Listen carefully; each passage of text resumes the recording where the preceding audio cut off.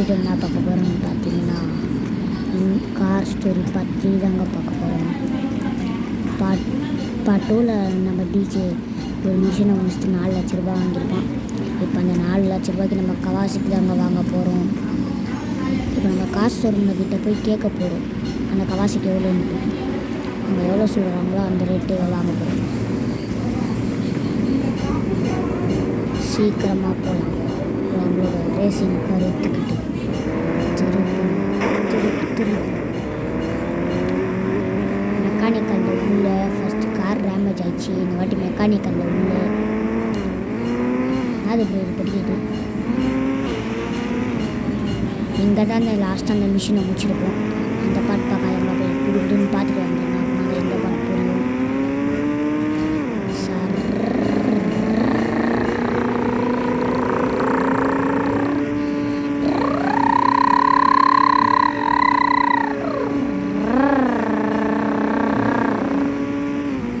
வேற சவுண்டு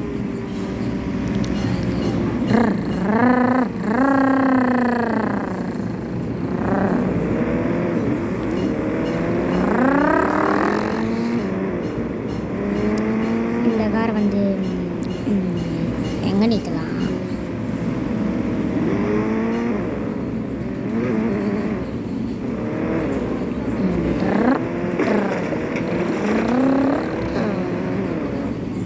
இங்கே நிறுத்துவோம். அப்புறமா வந்து எடுத்துப்போம். இந்த வீடியோ முடிச்சுட்டு வந்து எடுத்துக்கலாம். அவர்கிட்ட போய் கேட்போம் எவ்வளோ வண்டின்னு. ஹலோ சார், இந்த கவாசிக்கு எவ்வளோ? 4 லட்ச ரூபாப்பா. சரி நான் இந்தாங்க காசு. அவ்வளோடா போகலாம். ரைட் வாங்க. கவாசிக்கு வாங்கியாச்சு. நெக்ஸ்ட்டு ஒரு கார் தான் வாங்க வேண்டியது இருக்குது.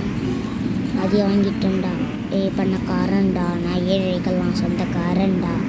அதுமாரி ஆகிடும். தர்றா மண்ணை சர்றா பண்ண சம்பவம்லாம் இருக்குது. கொஞ்சம் சவுண்ட் ஹெவியாக இருக்கும். ஏன்னா வீட்டில் எல்லாம் பாலிபான்னு கத்துறாங்க. அதனால ஐயோ வினோவினின்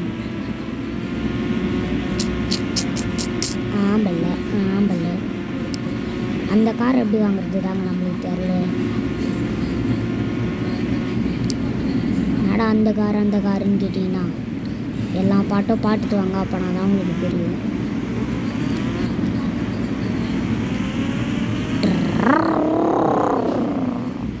அம்மா ரெட் கலருக்கு கால் ஸ்டோரி முடிஞ்சிருக்கும். தப்பிச்சிட்டோம்.